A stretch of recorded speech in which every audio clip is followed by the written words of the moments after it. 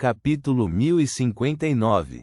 O homem de nariz vermelho de conhaque correu para um cofre a poucos passos de onde tirou um transceptor de rádio e um livro de códigos de um compartimento secreto. Ele se agachou e transcodificou o incidente que aconteceu com Charlie Hacker. Então, começou a enviar o telegrama. Enquanto isso, na casa acima da livraria Hacker, uma empregada de pele morena arregaçou as mangas e despejou um líquido azul índigo no braço esquerdo. Sua pele ao redor do local imediatamente mudou de cor, mas sob as cores azul índigo, havia fragmentos de luz negra estendendo-se como vermes. Esses raios negros de luz rapidamente manifestaram um rosto estranho do tamanho da palma da mão. Seus olhos eram tão pequenos quanto grãos de arroz e sua boca larga como um prato de chá. Charlie Hacker sofreu um acidente. A empregada pronunciou cada palavra enquanto olhava para o rosto em seu braço. Cada palavra que ela dizia parecia ter seu próprio formato, formando uma entidade de corpo azul índigo como sua boca e seu braço.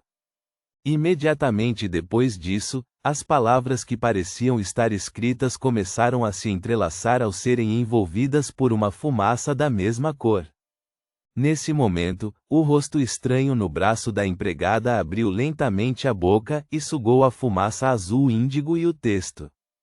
Todas as anormalidades desapareceram, exceto o pedaço de pele no braço da empregada que permaneceu com uma cor azul índigo. Na escuridão do lado de fora da janela, um morcego minúsculo e comum bateu as asas, mudando seu estado imóvel e voando para algum local desconhecido. Em outra rua, a menos de 500 metros da livraria Hacker, no ar, acima de um restaurante especializado na culinária do continente sul. Pequenos morcegos voaram da escuridão e se juntaram, formando uma fumaça espessa. A fumaça e o morcego pareciam incorpóreos e desapareceram num piscar de olhos. Tudo o que restou foi um homem de smoking sem o chapéu correspondente. Este homem era magro, alto e ereto. Ele tinha cabelos claros que eram quase prateados. Seus olhos estavam vermelhos como sangue, como se o sangue estivesse escondido dentro dele. Não era outro senão o conde sanguíneo, Mistral. Ele ergueu a mão esquerda com o anel de gema azul fantasmagórica e tocou a gravata borboleta ligeiramente exagerada. Ele olhou para o restaurante que já havia fechado e disse: "As duas informações eventualmente levaram até aqui." Assim que Mistral terminou de falar, uma figura apareceu na frente dele, usando um vestido preto real e um gorro. Ela tinha cabelos loiros claros e olhos azuis, e seu rosto era pálido como o de uma boneca bastante excepcional. As árvores na rua abaixo de repente balançaram suavemente quando a luz dos lampiões a gás brilhou. Uma fantoche, Conde Mistral acenou com a cabeça ligeiramente e reconheceu o status e o nível de Charron. Charron o ignorou e olhou para o segundo andar do restaurante. Existem resquícios da adoração da Mãe Árvore do Desejo. Então não há problema. Mistral virou-se no ar e acenou com a cabeça em direção à área mais escura. Lord Nibis, por favor, cele este lugar.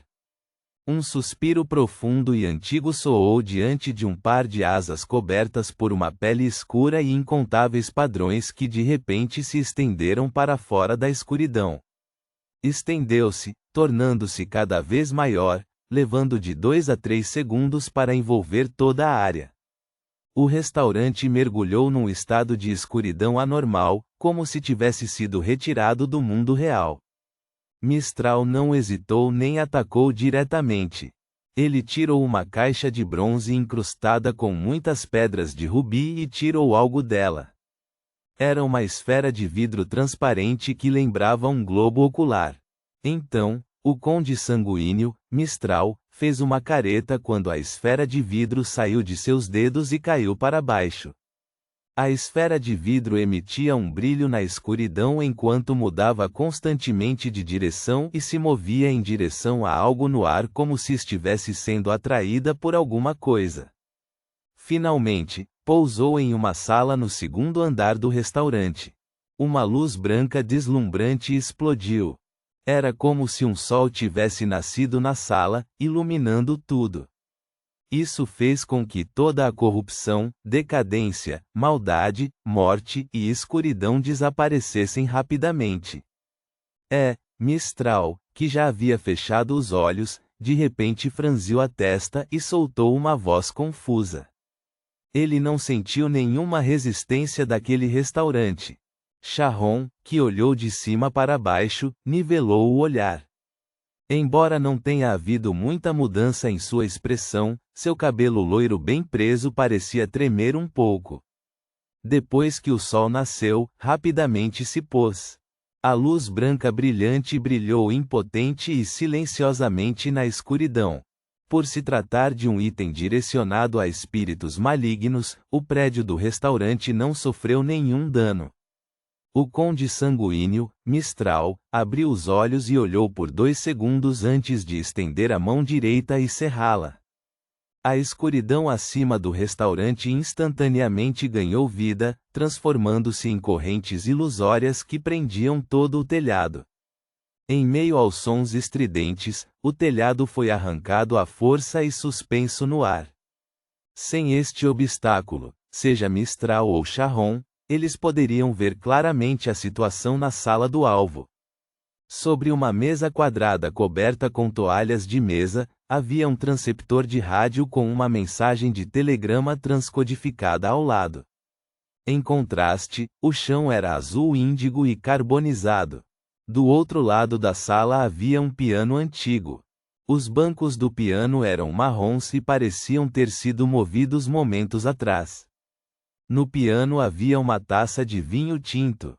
Havia uma figura pequena, pegajosa e cor de carne encharcada por dentro. Quanto à decoração e ao layout, era como qualquer residência normal. A única diferença era o pó de ervas e o extrato de óleo essencial espalhados. Isso fez com que Sharon, que poderia obter informações diretamente do mundo espiritual, pensasse: a pessoa aqui tinha acabado de sair. Antes que ela, junto com Conde Mistral e o Marquês Nibis pudessem reagir, a silhueta cor de carne encharcada em vinho tinto emitiu um brilho enevoado. A luz instantaneamente cresceu e clareou, formando uma gigantesca lua carmesim na sala. O brilho da lua carmesim dispersou a escuridão da região, fazendo com que os semideuses na batalha se sentissem como se estivesse no chão olhando para o céu. Os olhos azuis de Sharon congelaram por um momento. Ela ergueu a mão esquerda de repente e a girou suavemente, revelando um acessório vermelho escuro na palma da mão. O acessório parecia uma lua cheia e havia pedras vermelhas incrustadas nele. No centro, havia símbolos cheios de luas cheias e padrões misteriosos. Era a coroa da lua escarlate que Sharon obteve graças à ajuda de Sherlock Moriarty. Continuou emanando um halo tranquilo, imbuindo o portador de imunidade aos efeitos da lua cheia. Porém, a lua carmesim no restaurante não era algo tão simples quanto a lua cheia. Era ainda mais próximo de uma lua de sangue ou ainda mais forte. Uma onda indescritível de espiritualidade surgiu, fazendo com que a área que as asas gigantescas de Nibis haviam isolado apresentasse uma sensação estranha e profundamente silenciosa. Embora Sharon empunhasse a coroa da lua escarlate, ela sentiu os pensamentos maléficos crescendo como se uma mudança indescritível estivesse se formando. Ela instintivamente quis se transformar em um espírito maligno e se esconder em objetos como árvores e lampiões a gás ao longo das ruas. No entanto, sua racionalidade interrompeu sua reação impulsiva porque a iluminação da lua carmesim não tinha pontos cegos. Naquele momento, o conde sanguíneo, Mistral, viu seu estômago inchar pouco a pouco. Ele sentiu que a vida pulsando em suas veias se condensava lentamente, como se tentasse tomar forma.